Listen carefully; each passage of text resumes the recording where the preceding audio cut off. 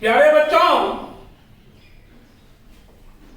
इसके पहले आपको हमने पढ़ाया था पाचन तंत्र,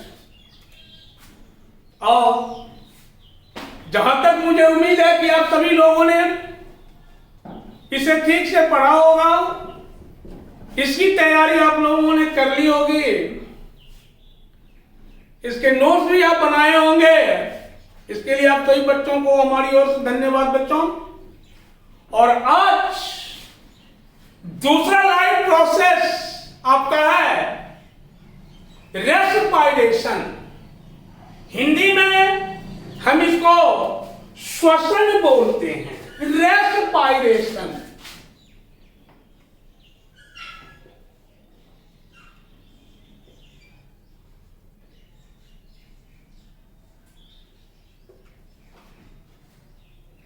श्वसन,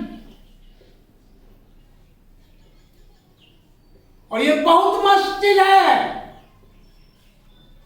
श्वसन। तो श्वसन इज ए बायोलॉजिकल प्रोसेस। श्वसन वह जैव प्रक्रम है जिसमें हम सभी लिविंग बीइंग्स ऑक्सीजन को एक्सेप्ट करते हैं और अपने बॉडी में बनने वाले waste product which is harmful for our body, जो हमारे शरीर के लिए हानिकारक होते हैं, उन हानिकारक पदार्थों को रिलीज करते हैं। सिंपली हम इसे डिफाइन कर सकते हैं, बट कंप्लेक्स रूप में हम ऐसा कह सकते हैं बच्चों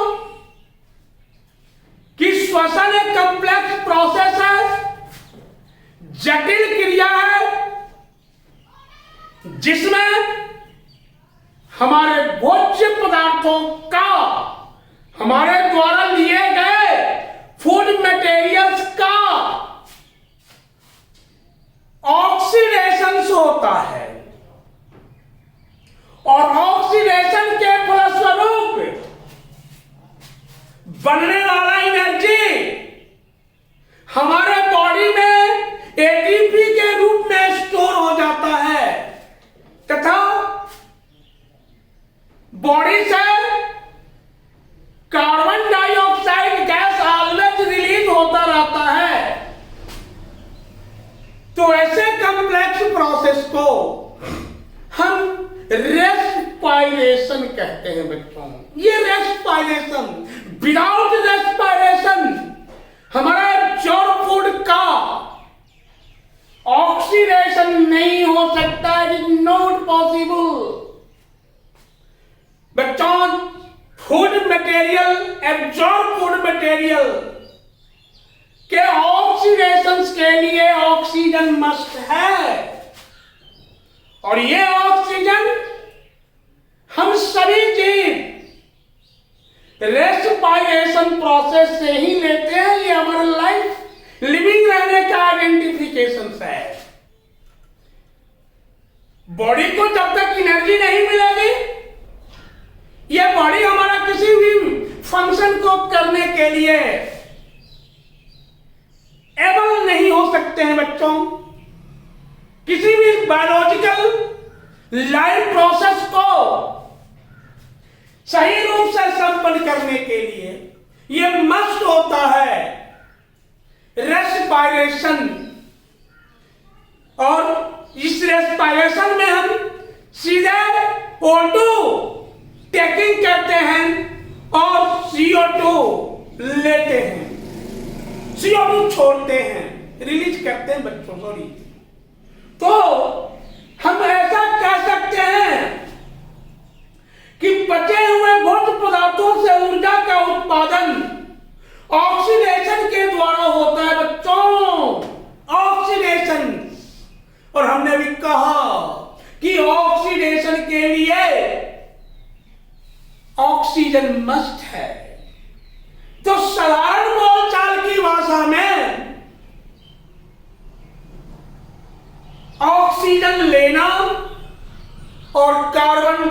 ऑक्साइड छोड़ना ही श्वसन कहलाता है। लेकिन श्वसन एक कंप्लेक्स प्रोसेस है बच्चों। Respiration is a complex process, complex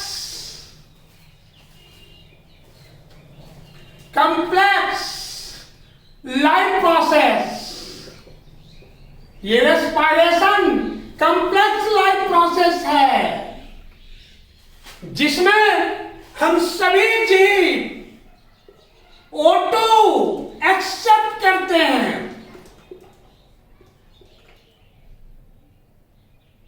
और ये O2 जो है हमारे एब्जॉर्ब फूड को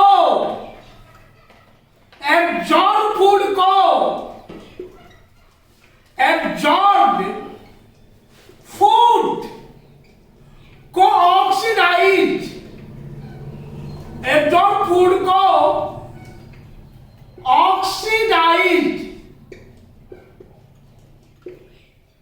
करता है। और बच्चों ये फूड के ऑक्सीडेशन के फलस्वरूप CO2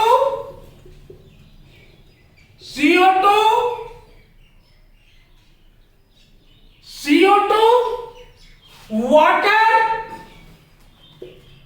H2O और एनर्जी बनता है।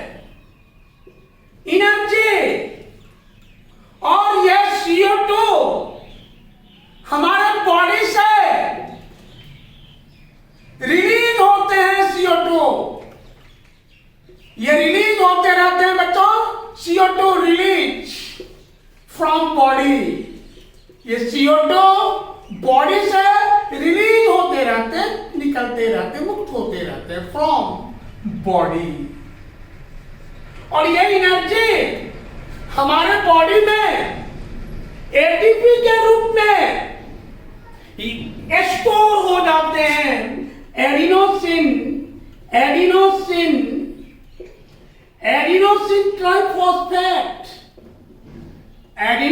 ट्राइफॉस्फेट के रूप में हमारे बॉडी में ये शॉर्ट में एटीपी में स्टोर हो जाते हैं।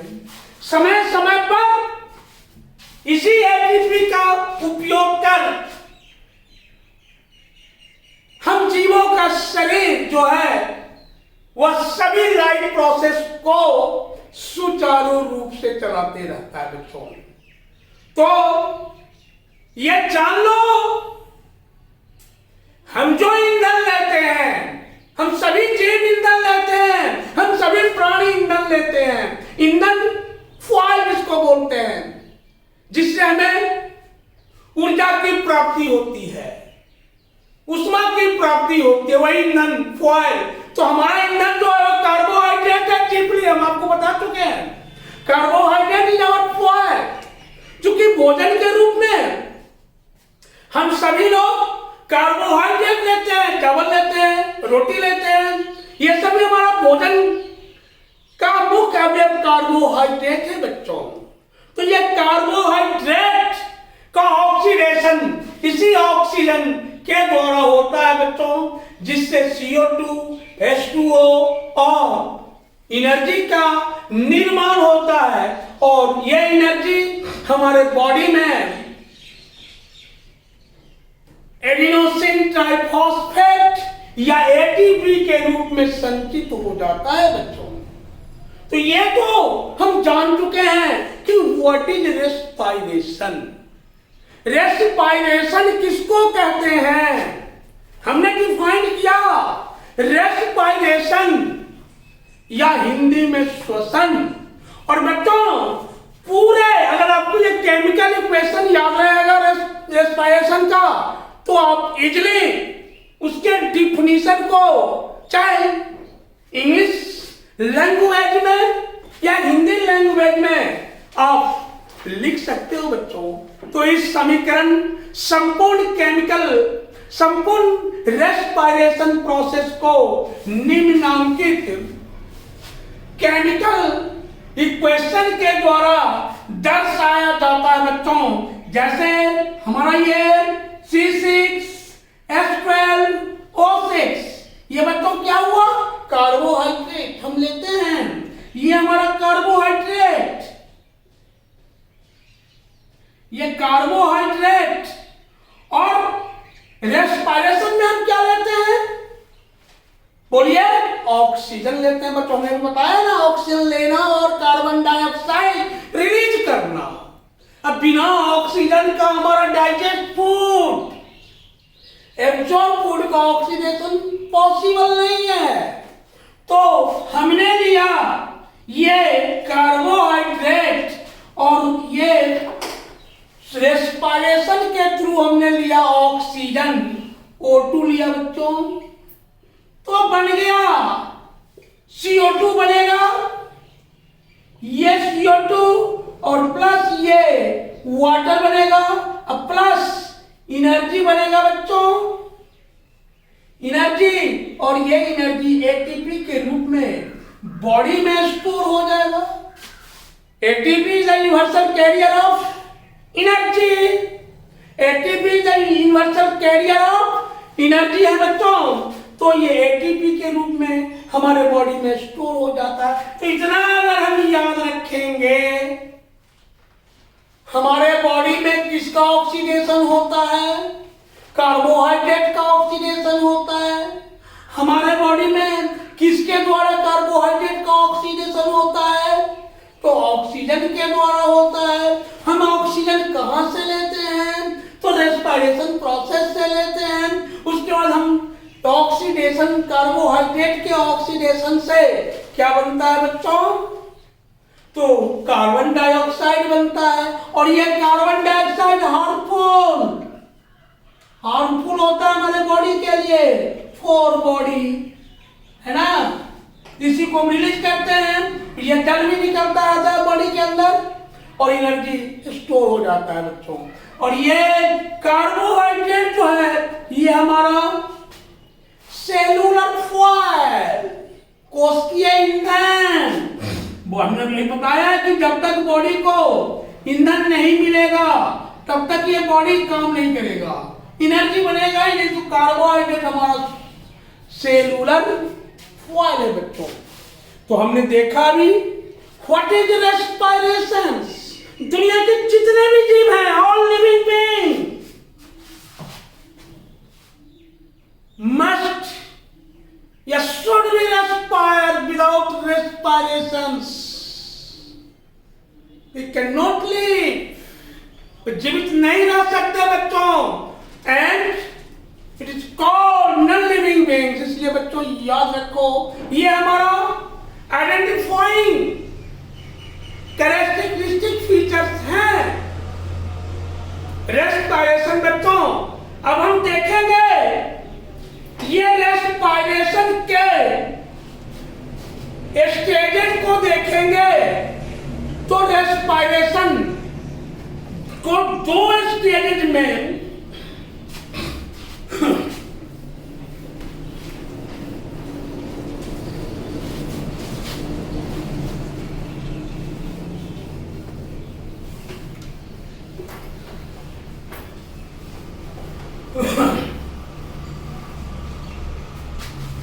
Stage of respiration. तो रेस्पिरेशन दो स्टेजेस में डिवाइड किए गए प्यारे बच्चों। Aerobic respiration, aerobic respiration,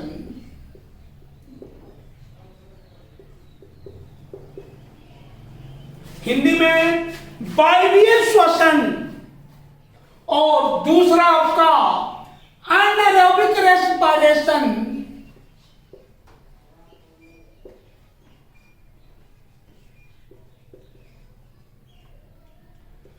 respiration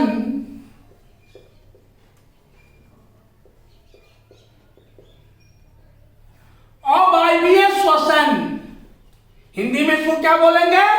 वायवीय श्वसन और अवायवीय श्वसन। तो रेस्पिरेशन के दो फेज, दो अवस्था, एरोबिक रेस्पिरेशन और तो बच्चों ये एरोबिक रेस्पिरेशन जो है, ये अनएरोबिक रेस्पिरेशन जो है, ये रेस्पिरेशन का फर्स्ट स्टेज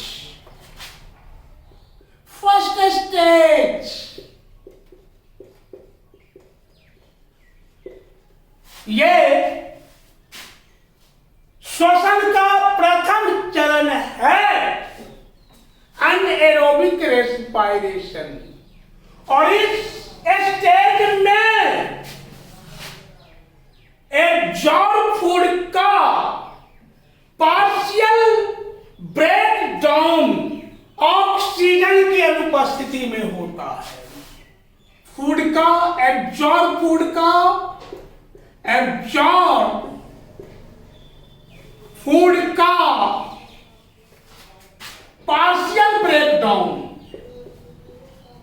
पार्शियल ब्रेकडाउन,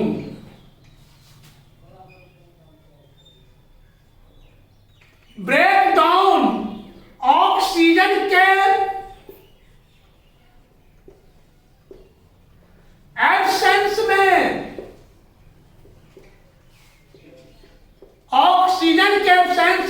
होता है। बच्चों याद रखोगे, एनारोबिक रेस्पिरेशन में ऑक्सीजन की आवश्यकता नहीं, और एनारोबिक रेस्पिरेशन में भोज्य पदार्थों का पार्शियल ब्रेक डाउन या आंशिक विखंडन ये होता है बच्चों ऑक्सीजन की अनुपस्थिति में।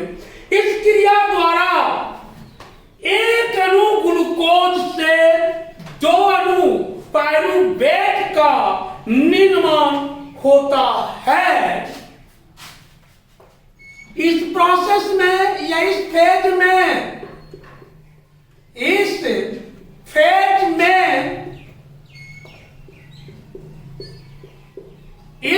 में एक अणु 1 मॉलिक्यूल ग्लूकोज ऑक्सीडाइज होकर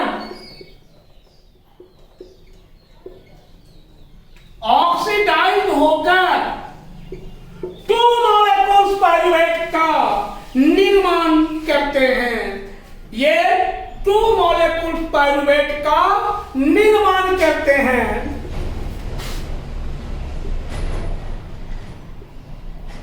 टू मॉलिक्यूल्स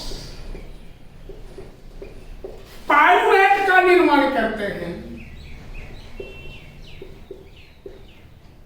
का फॉर्मेशन करते हैं, अर्थात पायरुवेट में 3 कार्बन एटम्स पाए जाते हैं।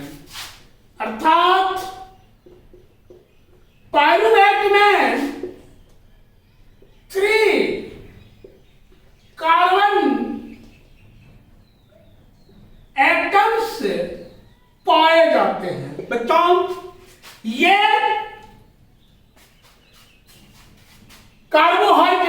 कार्बोहाइड्रेट या ग्लूकोज का ऑक्सीडेशन साइटोप्लाज्म में होता है। ग्लूकोज हमेशा ग्लूकोज ऑलवेज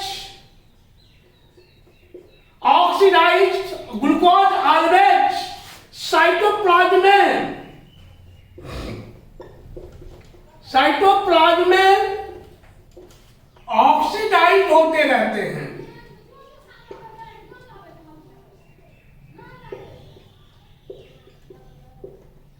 ग्लूकोज हमेशा साइटोप्लाज्म में ऑक्सीडाइज होते हैं। बच्चों याद रखोगे तो इस का प्रत्येक चरण विशिष्ट एंजाइम के द्वारा उत्प्रेरित होता है। ये स्पेशल एंजाइम के द्वारा कैटालाइज्ड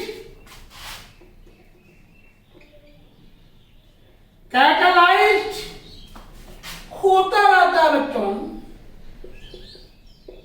और आप ये जान लो कि कैटलिस्ट किसे कहते हैं? उत्प्रेरक।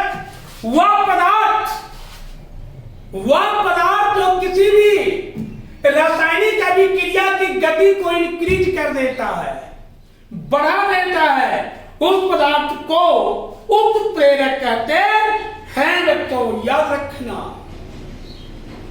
एनारोबिक रेस्पिरेशन में ऑक्सीजन की अनुपस्थिति में ऑक्सीडाइज्ड फूड का ऑक्सीडेशन सेल के साइटोप्लाज्म में होता है, जिसके फलस्वरूप दो अणु पाइरुवेट का फॉर्मेशन होता है या 3 कार्बन एटम्स का फॉर्मेशन होता है। और बच्चों ये सभी रिएक्शन स्पेशल एंजाइम्स की मदद से होता है। इसके बाद है बच्चों, पाइरुवेट के आगे की स्थिति निम्नलिखित 3 प्रकार की हो सकती है। जब इसी में पाइरुवेट ऑक्सीडाइज होकर ऑक्सीजन की अनुपस्थिति में इथेनॉल एवं कार्बन डाइऑक्साइड में परिवर्तित हो जाता है। पाइरुवेट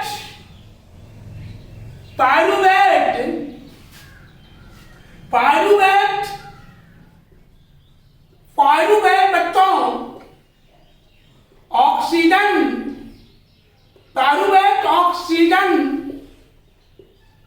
की अनुपस्थिति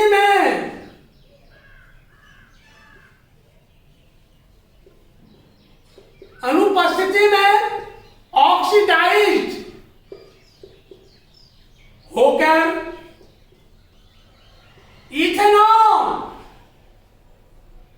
इथेनॉल जिसको मिथाइल अल्कोहल भी बोलते हैं, इथाइल अल्कोहल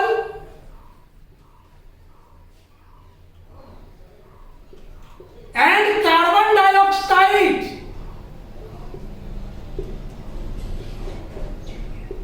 इथाइल अल्कोहल और कार्बन डाइऑक्साइड में चेंज हो जाता है, परिवर्तित हो जाता है।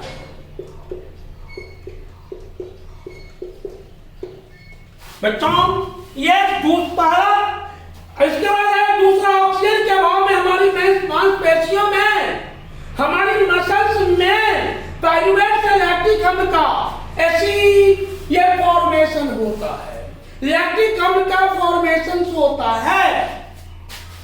ये in absence of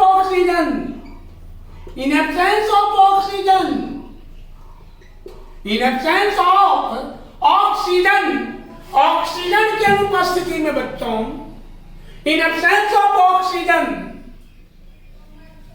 की अनुपस्थिति में पाइरुवेट के ऑक्सीडेशन से, पाइरुवेट के ऑक्सीडेशन से मैक्सिमम अमाउंट में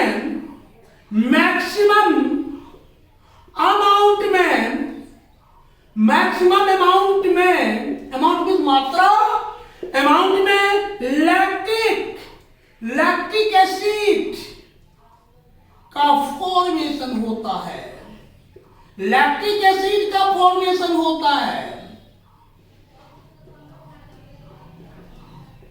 जिस कारण से कभी कभी हमारे मसल्स में क्रैम्प्स, जिसको हम पेन बोलते हैं, दर्द होना, मांसपेशियों में पेन होने लगता है, क्रैम्प्स होने लगता है, ड्यू टू मैक्सिमम अमाउंट किसके फॉर्मेशन से, लैक्टिक एसिड के फॉर्मेशन से क्या होता है, हमारे मसल्स में पेन होने लगता है, हम पेन या क्रैम्प महसूस करते हैं। तो बहुत ज्यादा चलने या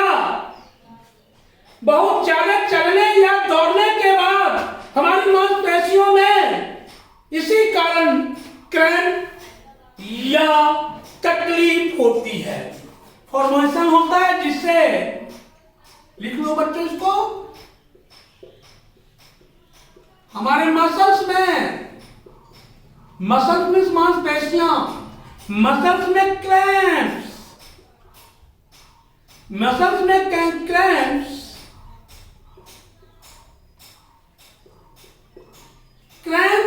जिसको हिंदी में बोल, ये ब्रैकेट में आप आगे हम पेन भी लिख सकते हैं, तकलीफ, दर्द, पेन होता रहता है बच्चों। या आप बहुत अधिक तेजी में दौड़ोगे, रनिंग करोगे ऑलवेज, तो मसल्स में मैक्सिमम बनेगा आपका क्या बनेगा? लैक्टिक एसिड बनता है, क्रैम्प होता रहता है। तो बच्चों हमने अभी देखा what is respiration, how many phases of respiration, और रेस्पिरेशन का पहला फेज या पहला स्टेज हमने देखा। अब रेस्पिरेशन का दूसरा स्टेज हम देखेंगे। तो आइए बच्चों, दूसरा स्टेज है एरोबिक रेस्पिरेशन।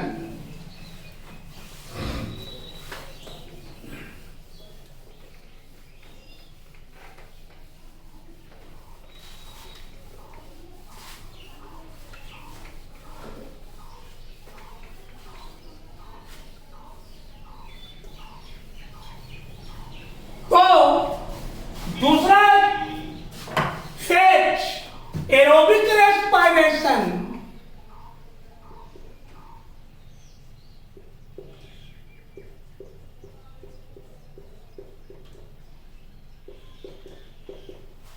तो बच्चों ये रेस्पिरेशन का सेकेंड स्टेज, दूसरा चरण या सेकेंड फेज भी आप लिख सकते हो, अवस्था, कोई प्रॉब्लम नहीं।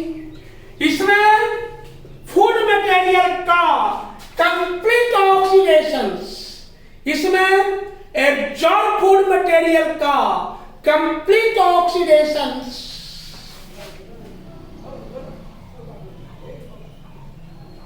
इसमें एब्जॉर्ब फूड मटेरियल का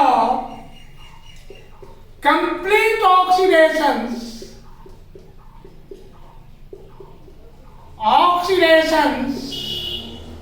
ऑक्सीजन के प्रेजेंस में होता है।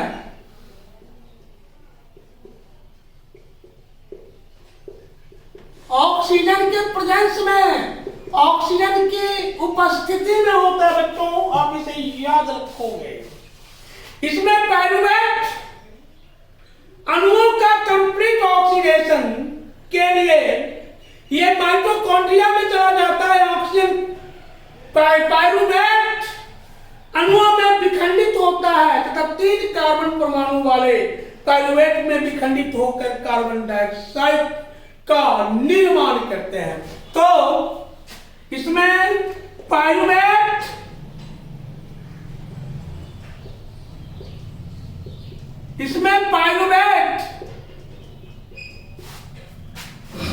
मॉलिक्यूल्स, इसमें पाइरूवेट मॉलिक्यूल्स का ऑक्सीडेशन, इसमें पाइरूवेट मॉलिक्यूल्स का ऑक्सीडेशन सेल के माइटोकॉन्ड्रिया में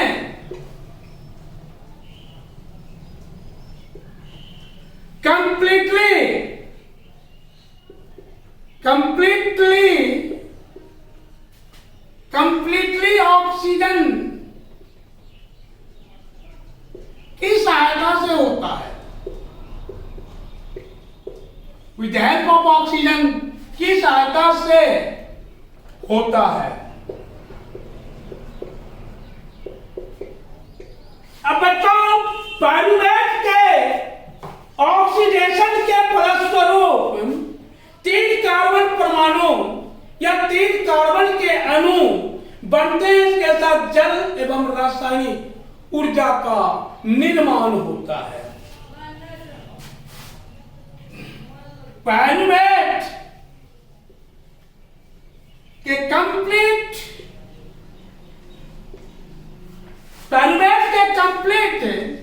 ऑक्सीडेशन के फलस्वरूप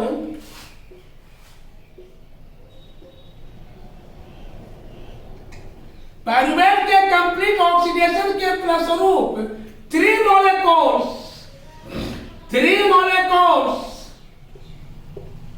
कार्बन का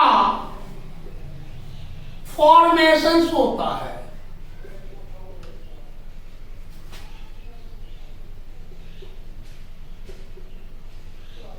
बच्चों, इस साइकिल या इस फेज को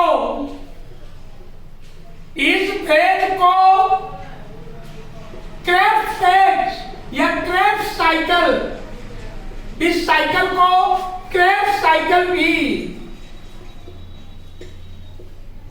इस साइकिल को क्रेब्स साइकिल भी कहा जाता है, क्रेब्स चक्र भी कहा जाता है। याद रखोगे बच्चों, जैसे इसको एरोबिक रेस्पिरेशन को क्रेब्स साइकिल कहा जाता है या क्रेब्स चक्र कहा जाता है, उसी तरह से एनाएरोबिक रेस्पिरेशन को ग्लाइकोलाइसिस, एनाएरोबिक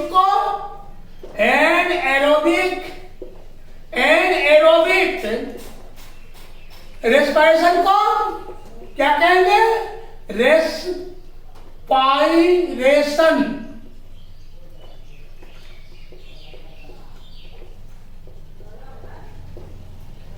को ग्लाइकोलाइसिस भी कहते हैं। ग्लाइकोलाइसिस याद रखना है, ग्लाइकोलाइसिस। तो हमने देखा बच्चों अभी एरोबिक रेस्पिरेशन और एनाएरोबिक रेस्पिरेशन में मोर अमाउंट में जो बनता है एनर्जी, वह किसमें? तो एरोबिक में, एरोबिक में, और कम मात्रा में एनर्जी बनता है एनाएरोबिक में। और ये aerobic respiration always higher animals में, हायर ऑर्गेनिजम्स में, हायर एनिमल्स का लिखो अच्छा रहेगा, हायर एनिमल्स में, उच्च वर्गीय जंतु में। और ये एनाएरोबिक रेस्पिरेशन जो है ये लोअर क्लासेस एनिमल्स में।